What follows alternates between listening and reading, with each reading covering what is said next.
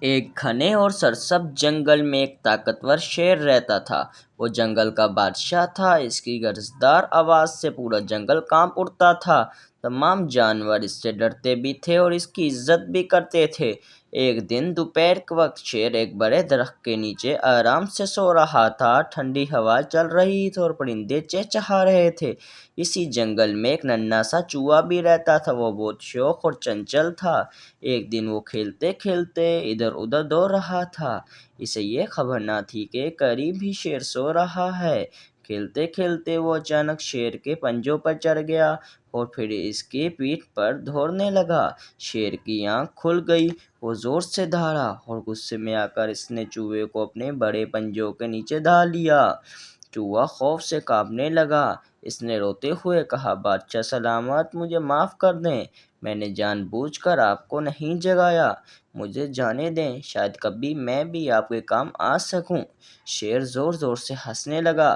تم میری مدد کرو گے؟ تم تو اتنے چھوٹے ہو کہ ایک نوالے میں نگل جاؤں۔ شیر نے غصے سے کہا۔ چوہے نے ہمت کر کر جواب دیا، حضور، مہربانی کبھی ضائع نہیں جاتی۔ چھوٹا ہو یا بڑا، ہر کوئی کسی نہ کسی دن کام آ سکتا ہے۔ شیر نے چوہے کی بات سن کر تعجب ہوا۔ اس نے سوچا کہ یہ ننھا سا جانور کتنا بہادر ہے۔ آخرکار اس نے چوہے کو چھوڑ دیا اور کہا، جاؤ، میں تمہیں معاف کرتا ہوں۔ یاد رکھنا، آج میں نے تم پر رحم کیا ہے۔ چوہا خوشی سے شکریہ ادا کر کر وہاں سے بھاگ گیا۔ چند دن گزر گئے۔ ایک دن شیر جنگل میں گھوم رہا تھا کہ اچانک وہ شکاریوں کے بچھائے ہوئے جال میں پھنس گیا۔ جال بہت مضبوط تھا۔ شیر نے پوری طاقت سے چھٹکارا پانے کی کوشش کی مگر جال اور زیادہ کس گیا۔ وہ زور زور سے دہاڑنے لگا۔ اس کی آواز پورے جنگل میں گونجنے لگی۔ تمام جانوروں نے اس کی آواز سنی مگر کوئی بھی ڈر کے مارے قریب نہ آیا۔ ادھر ننھے چوہے نے بھی شیر کی دہاڑ سنی۔ وہ فوراً سمجھ گیا کہ بادشاہ مشکل میں ہے۔ وہ تیزی سے آواز کی طرف بھاگنے لگا۔ جب وہ وہاں پہنچا تو اس نے دیکھا شیر جال میں بری طرح پھنسا ہوا ہے۔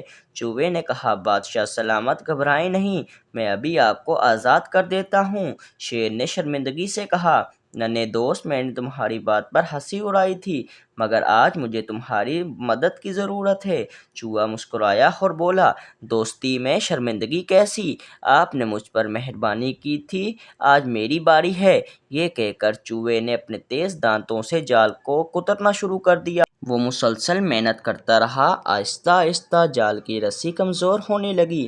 کافی دیر کی کوشش کے بعد جال ٹوٹ گیا اور شیر آزاد ہو گیا۔ شیر باہر نکلا اور گہری سانس لی۔ اس کی آنکھوں میں شکر گزاری تھی۔